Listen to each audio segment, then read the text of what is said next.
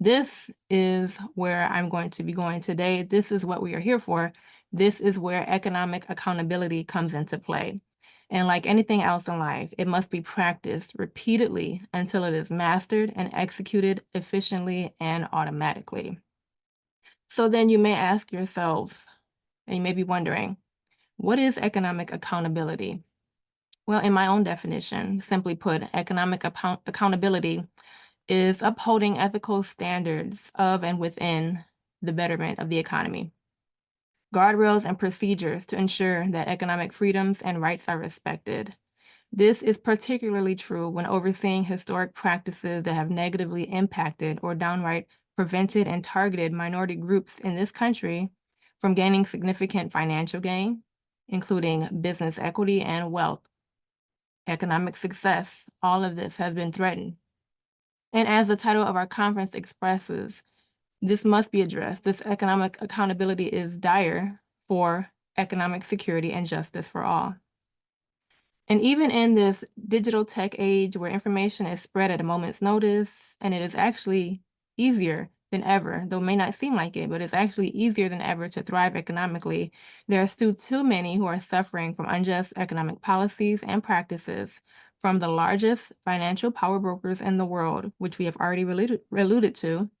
That is both the private sector and the public sector, corporate institutions and government. Corporate institutions and government institutions wield incredible economic and financial power in providing loans, funding, contract opportunities, real estate acquisition, business capital, high-income jobs, and more. And as we've heard from our previous speaker, John Bodery, as well as Gary Torgo, there is a lot of money in these industries. And there is a lot of access to that capital, not just within the banks themselves, but also within the government to distribute and dole out contracts, construction contracts in particular. In fact, though, aside from contracts, aside from the access to capital, the largest employer, the largest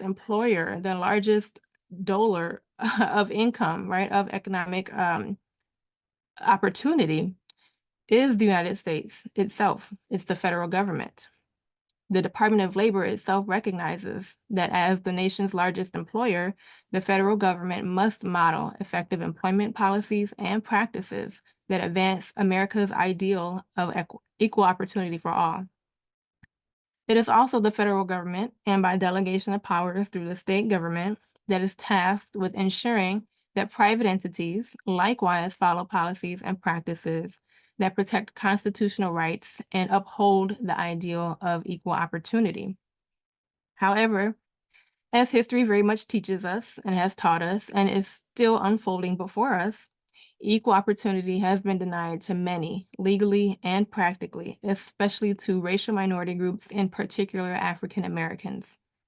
Too often, discrimination still occurs in the same historically targeted groups, and not only to the poor or economically marginalized, but also the middle class and affluent, the applicants who are going to the bank with good credit scores and capital but still can't get a loan. And I see this happen constantly in my own practice as an attorney for clients who are of reasonable means, for clients who do have the capital, for clients who actually have money in the bank, but are still being denied more access to funding so that they're not exhausting their own resources, but instead leveraging resources of financial institutions.